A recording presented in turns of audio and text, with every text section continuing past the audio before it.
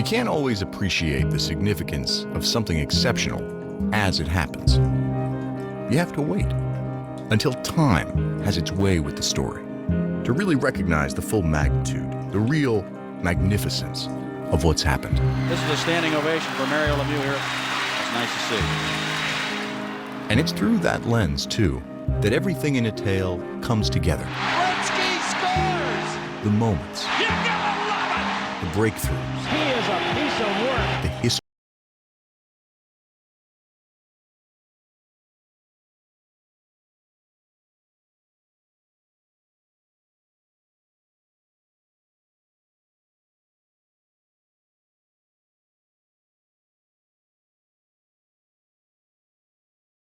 You put it all together, all of those sensations somehow are magnified.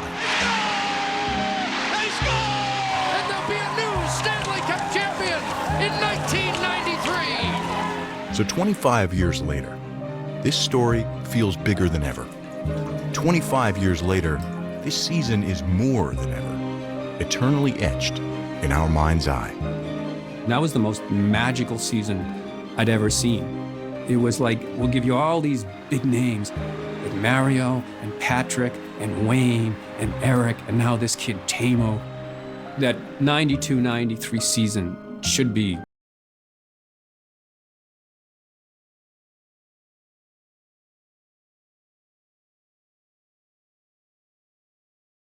to be arguably the greatest season in hockey history, began headlined by chaos and confusion. And it all went back to the controversial top selection of the NHL draft the year before. As first pick overall, the Quebec Nordiques are very proud to select Eric Lindros. People knew about Eric Lindros when he was 10, 11, 12 years old. There have been these prodigies. You had Orr and you had Gretzky and Mario.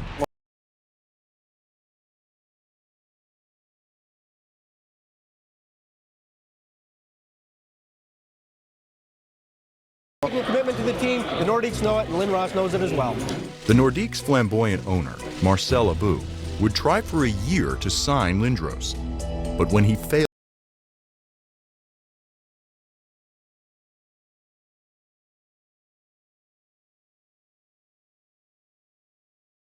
Well, it's getting interesting because Jay Snyder, the president of the Philadelphia Flyers, is up talking to Marcel Aubin. The Flyers had made a deal for Eric Lindros.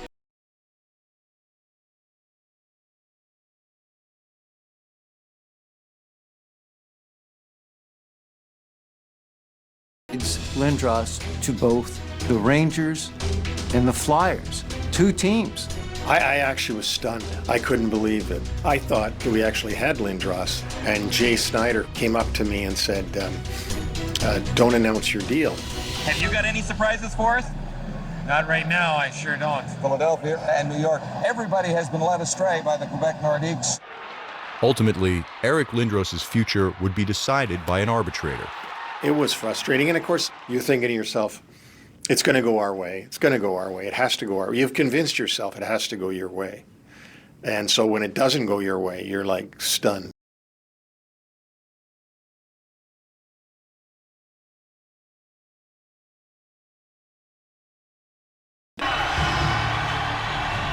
You heard about Eric Lindros. There was all this controversy, and now he's coming in for his first game in Pittsburgh against the Stanley Cup champions, Flyers and Penguins.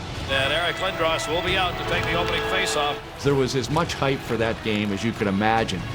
But while Lindros dominated the run-up to the season's beginning, on that opening night, another huge name seized the narrative and didn't let it go. The Penguins' Super Mario, Mario Lemieux. Left wing side, Lemieux. Yellow, in, boom, shot, save, Mario Lemieux puts it in. Mario at the beginning was like, I'm going to take this season, and it's going to be remembered as my season. Lemieux was 27 in the fall of 1992. He'd already won a Hart Trophy and put up a season that saw him score 199 points. And yet, in this, his 9th year in the league, he began more brilliantly than ever. Mario completely controlled games. He didn't just dominate games. He scores! Lemieux again! He just was destroying teams up and down the ice, and no one was able to put a stop to it. He shoots and scores, Mario Lemieux. People were talking about this could be the year where he finally breaks 200 points. Mario the Magnificent does it again. Lemieux put up an astounding 36 points in his first 11 games, putting him on pace to shatter Wayne Gretzky's all-time mark of 215. Mario made you think, maybe it isn't Gretzky. Maybe the top of the list is named Lemieux. As Lemieux looked to all but redefine greatness in Pittsburgh, 2,400 miles west in Los Angeles, the Great One himself was in the headlines for all the wrong reasons. Wayne Gretzky is out of the lineup for the immediate future and maybe then some for the LA Kings. Day 1 or day 2 of training camp, like we'd hear that the best player in the world was going to miss the rest of the season. Wayne Gretzky has a herniated thoracic disc. It has the possibility of being a career-ending injury. And that was just a slap in the face, wow, shock. Have you dealt with the possibility that your career may be over? Believe me that the only thing that I'm dealing with right now is getting rid of this pain so I can walk down the street with you guys. At that moment, it was kind of doom and gloom. Especially for the new Kings coach, Barry Melrose, who'd taken the job in Los Angeles to specifically coach the Great One. I was going to be the next coach of Detroit. There's really only one thing that could have made me go to LA instead of Detroit, and that was Wayne Gretzky. Detroit's great, unbelievable organization. Mr. Ilitch, an unbelievable owner. But how often does a guy get to coach the greatest player that's ever played? To have the greatest player that ever lived go out from under you before you even get to play with him, that's got to be a little crushing. Yeah, I tried to call Mr. Ilitch again. No, I didn't. But something unexpected developed for Melrose and his team in Gretzky's absence.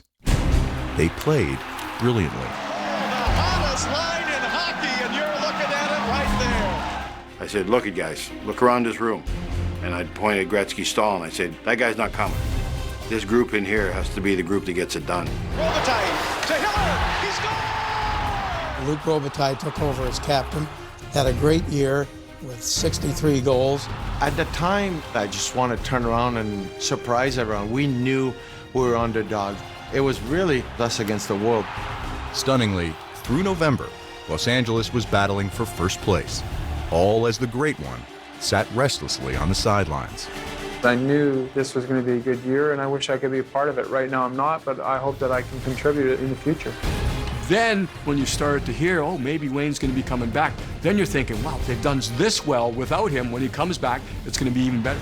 After missing all 39 games this season because of a herniated disc in his back, Wayne Gretzky is back playing NHL hockey. All of a sudden, now you're looking to the end. You're looking ahead. You're saying, we do have a chance. While Hollywood celebrated the return of the game's most iconic star, back east and north of the border in the Mecca of hockey, fans were growing anxious about the Canadiens. It had been 7 years since the last Cup. In Montreal, we'd never gone more than 7 years. This is eternity in Montreal. The Canadiens were a pretty ordinary team. You know, Vinny Danfus was a pretty good player, Kirk Muller. These guys were good players, but they weren't 50-goal guys. They weren't 100-point guys. This didn't look like the Stanley Cup was around the corner. So how do they get there? You trade your best player and bring in 2 or 3 guys. Montreal's best player was easy to figure, goaltender Patrick Roy. And if the Canadiens couldn't bring home a cup, the man they called St. Patrick looked to be on his way out. I want to stay here. And certain ways we would kind of think from my career in Montreal. We had to win games. Patrick was used to the pressure. It's one of the most pressurized positions in Canada. And it was just, up to the rest of us to say, hey, we got to play better in front of you. Here's a wrapper, and they score! And as the new year began, the Canadiens suddenly took off, earning points in 20 of 25 games to climb back into postseason contention. Great save, Patrick Roy! But the trade rumors still swirled around them. That was a main topic of discussion. Even as great as Patrick Roy was, could this team win a cup? And the answer for a lot of us was no. And boy, were we wrong.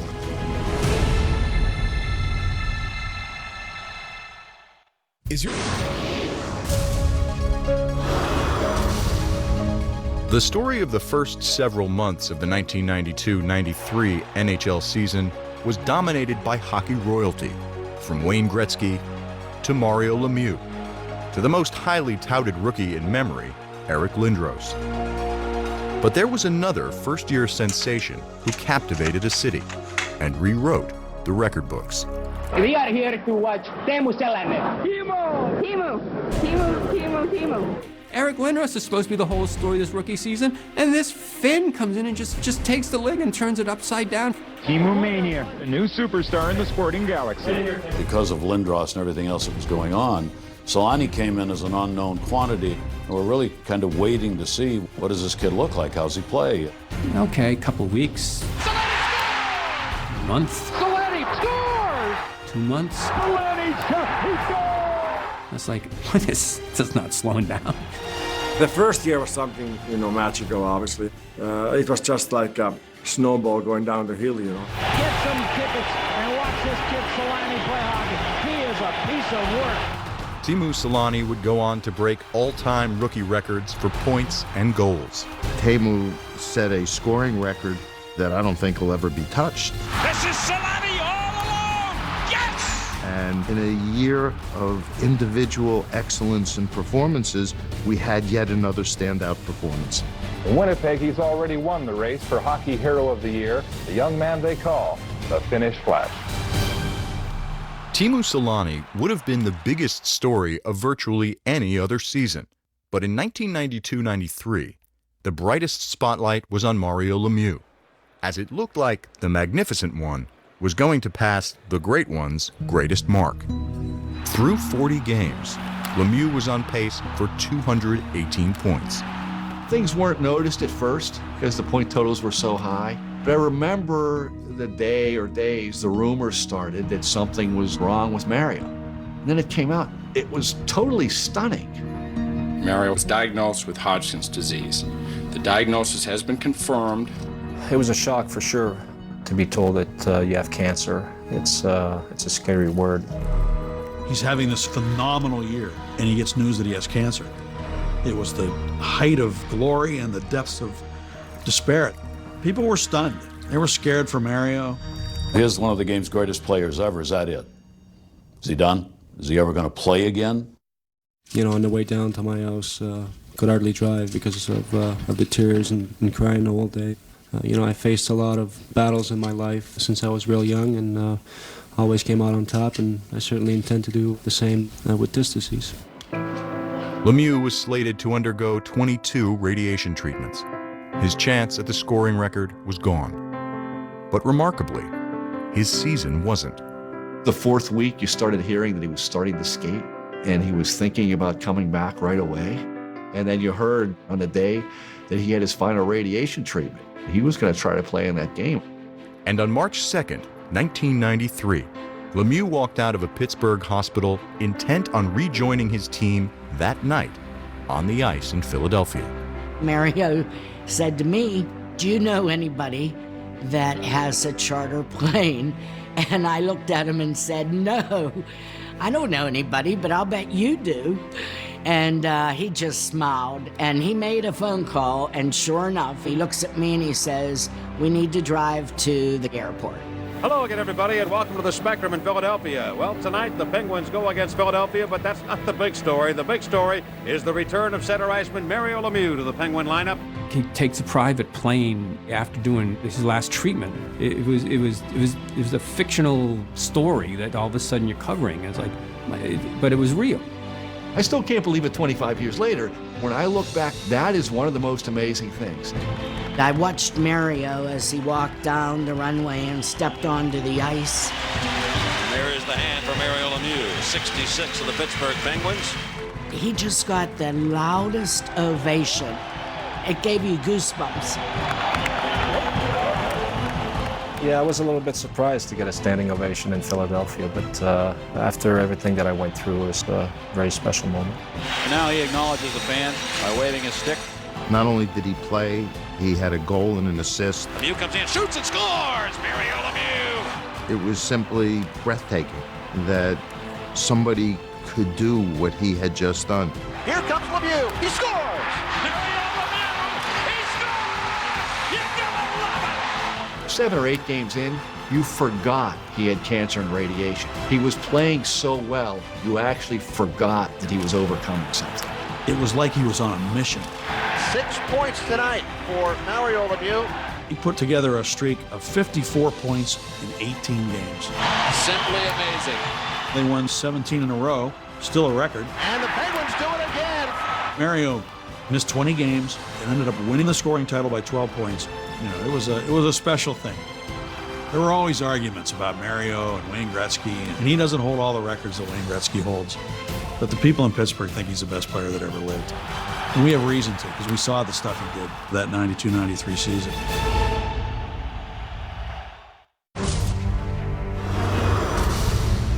When you look at that 92-93 season as a glorious cake, the icing was better. The playoff icing was better than what I consider the best season of all time. And if those playoffs had a single defining characteristic, it was their unpredictability, starting with the fate of the league's best team. The Penguins came into the postseason as overwhelming favorites for their 3rd straight Stanley Cup, propelled by Mario Lemieux's inspirational return. But the Pens were shocked by the New York Islanders in Game 7 of the second round. Bullock shoots, scores, and there'll be a new Stanley Cup champion in 1993. I still remember staying in the hotel in Montreal watching that game, and all of a sudden everyone just came out of the hallways and went, oh my God. Without the 2-time defending champions, the path to the Cup was wide open. It was a little boost. You start believing that you can win the Stanley Cup. And the Montreal Canadiens were finding plenty of reasons to believe. After dropping their first 2 playoff games, Montreal caught fire, winning 11 straight. Incredibly, 7 of them in overtime. Dirk Muller shot, scores! Canadians win the series! And with each stunning win, Patrick Roy, rumored for so long to be on the trading block, was re-emerging as the toast of Montreal. The guy in goal is on a roll that none of us have ever seen in our lives, anything like this. Patrick Roy is playing at a superstar's level right now. Patrick simply told us that, we didn't have to worry about anything because they were not going to score. The Montreal Canadiens are headed to the Stanley Cup final. While the Canadiens steamrolled the opposition, Barry Melrose's LA Kings were scrapping for every one of their wins. Boy, this is nasty feelings now. The Kings faced elimination in Game 6 of their conference final against Toronto. And entering that night, the story was clearly Wayne Gretzky, though not for reasons you might expect. I really wasn't playing well. It's a fact. It happens sometimes. You can't play really well every single night.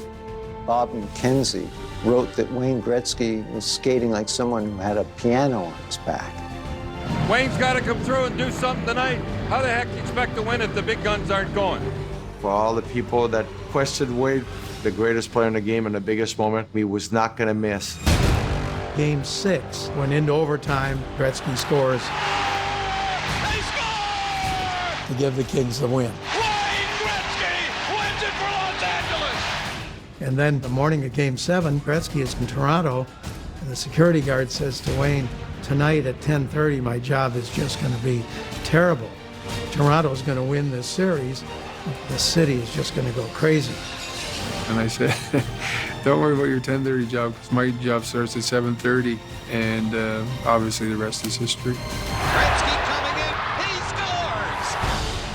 It was the Wayne Gretzky show. Gretzky scores! He just took over the game, and he was not going to be denied. Now he's in front, score! There's the hat trick for Wayne Gretzky! So he took that piano right off his back, and it landed on everybody else's head. The Los Angeles Kings are going to the Stanley Cup Finals! I was a sense of relief, even though I've accomplished a lot in my career. A lot of people would have always gone back to, but they lost to Toronto, and where was Wayne Gretzky in that series? So for me, it was something that I desperately had to have, and I'm glad it happened. We're sitting in Montreal with saying, oh boy, here you go with how are we going to stop 99? The challenge was on.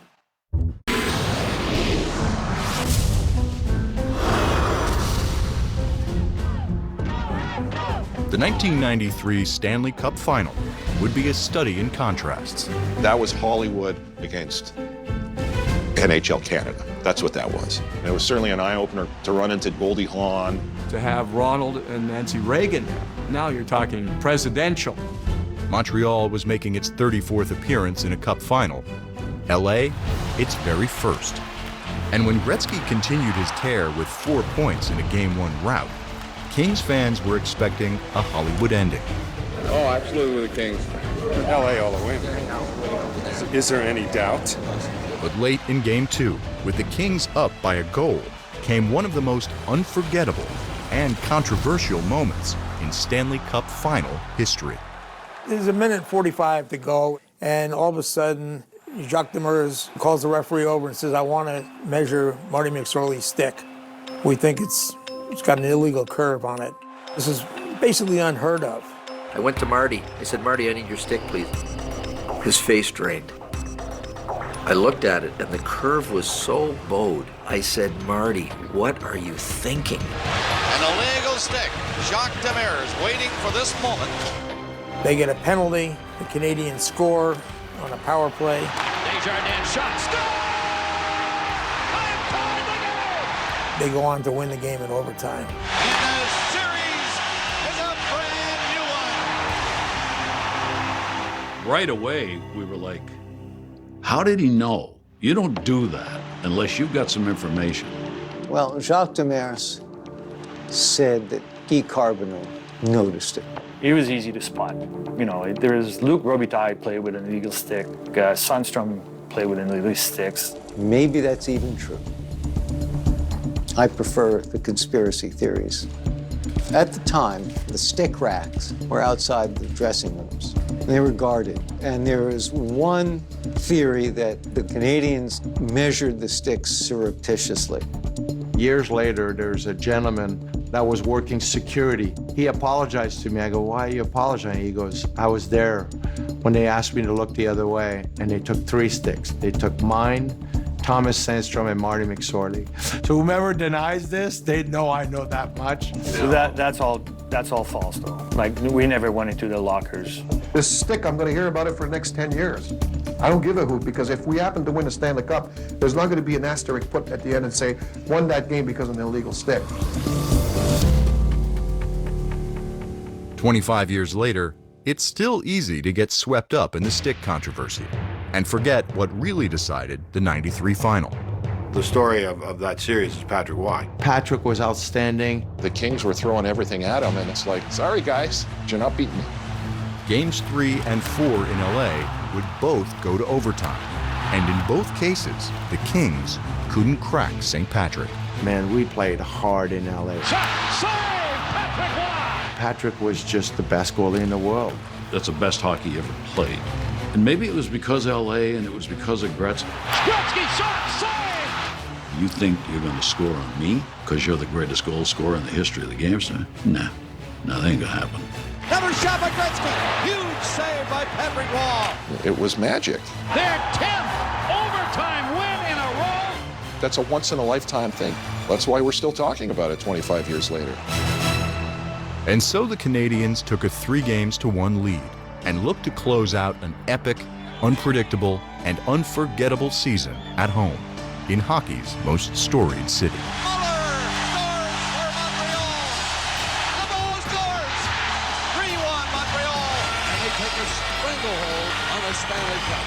All I remember is the last couple seconds, looking on the bench, just seeing everybody being happy. And the smiles begin to appear on the Canadians. I played almost 19 years. I made a lot of friends, but the people I won the cup with, they're always a little more friends than the other ones.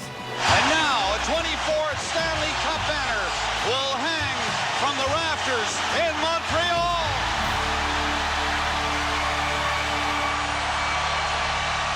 Every NHL season ends with a set of familiar images.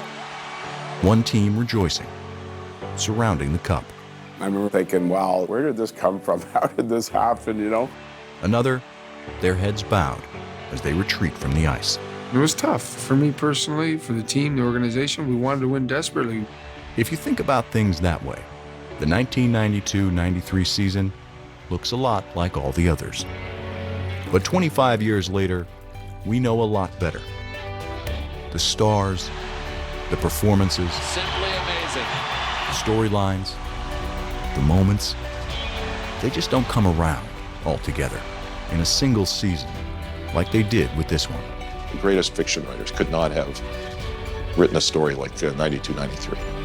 And then to be capped by the greatest franchise in hockey history coming away with a cup was kind of a